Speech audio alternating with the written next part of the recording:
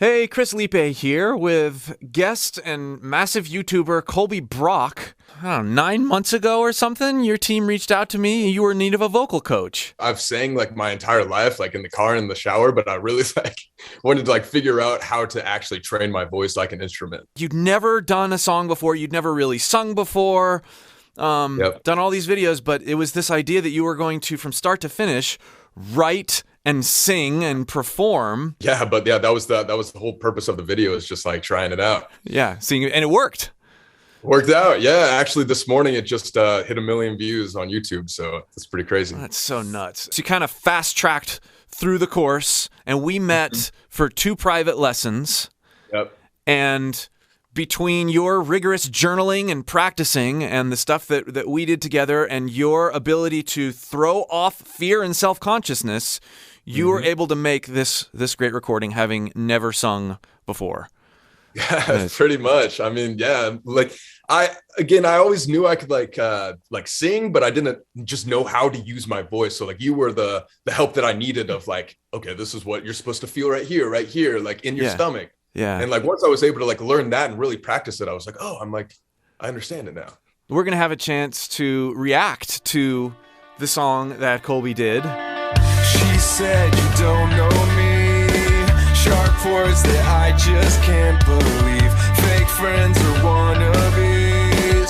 We smile and lie behind our teeth. So unzip my soul and let me be the person nobody else sees. Under the lights it's hard to breathe, but I'm holding it in now. Believe it or not, I don't know why, but this was the hardest part of the song. It's I could not figure out how to be that character in this part. So I really struggled and actually re-recorded this first verse 10 times. I wonder if it's because it's harder to exaggerate the character aspect of it, right? You're kind of just being yourself here. Yeah, I think that's it for sure. And then later on, when you're really able to shout and stuff, you can abandon into that character more. And so that you're not trying to be accurate as much as you're just trying to be big. Right. Yeah, exactly. Cool. Just wait until the walls come down. I'm breaking out. 'Cause I can't forget myself. If I'm just a servant to my fake face, I'm not well. But there's still that I don't wanna taste. And you'll never know what's real. You're on the outside looking in. So only what I reveal. You're not gonna get under my skin. I know we worked on that line, under my skin, quite a bit. Yes, yeah. This sounds higher than the demo that we worked with. It sounds like, because it's interesting, when we first started working together and we would go for a certain pitch on that original demo, you wouldn't be able to hit it. But when you really let go and almost just yelled for the sake of yelling, you got into being able to hit the pitch almost accidentally. And, right. Yeah. And exactly. They captured that really, really well when they recorded this with you, which is super awesome. But even your tone, the skin, that gritty sound, when we were working through parts of the chorus and I was, talking about, lifting something heavy and all, did that stuff help you in your character?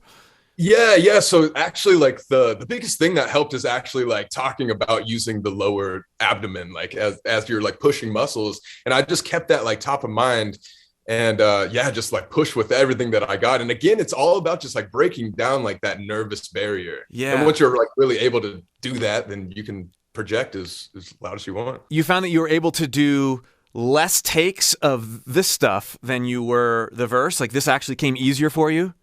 100%. Yeah, no, I went to the studio only one time to knock out this that pre-chorus and the chorus, and also the breakdown, which we'll get to in the future. But yeah, I had to go back to the studio once or twice for that first verse because I just kept it didn't feel right. Well, okay, you like this show? Well, I'm done pretending like I don't. So take off, lose control. I'm not holding it in.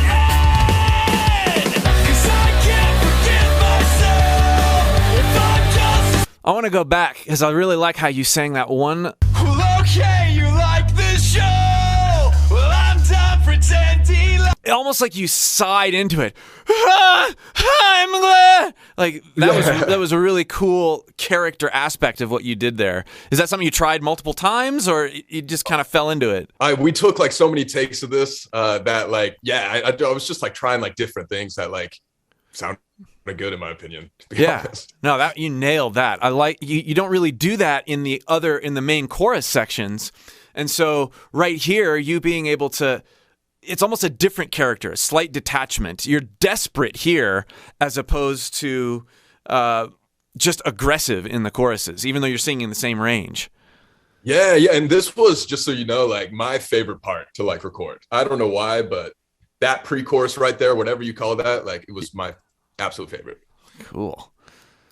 well, I'm done pretending like I don't. So take off, lose control. I'm not holding it in, 'cause I can't forgive myself if I'm just a servant to my fake face. I'm not well with this pill that I don't wanna taste, and you'll never know what's real. You're on the outside looking in, so holding what I reveal. You're not gonna get under my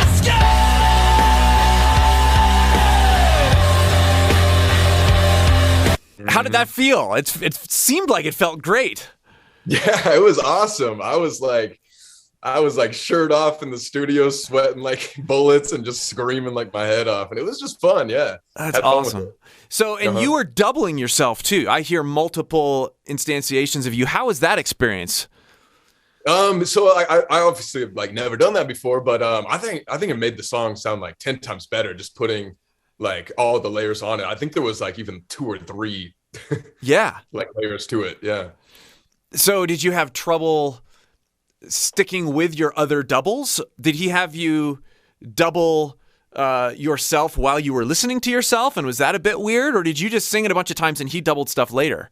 That was it. Yeah, it was. Okay. It was only the instrumental I was listening to, and so I was just screaming it the same each time. And again, I think it was like just easier for me to hit those higher notes, so like I didn't have to worry about like hearing like a melody in my head. My skin.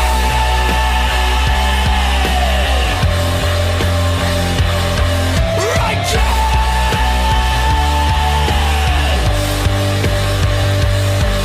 My skin.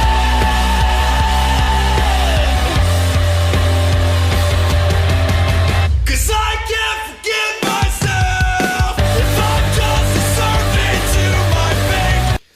I definitely hear on the line like that, especially when it's soloed out, your higher notes are in a different character than you. I can't forgive myself. Oh!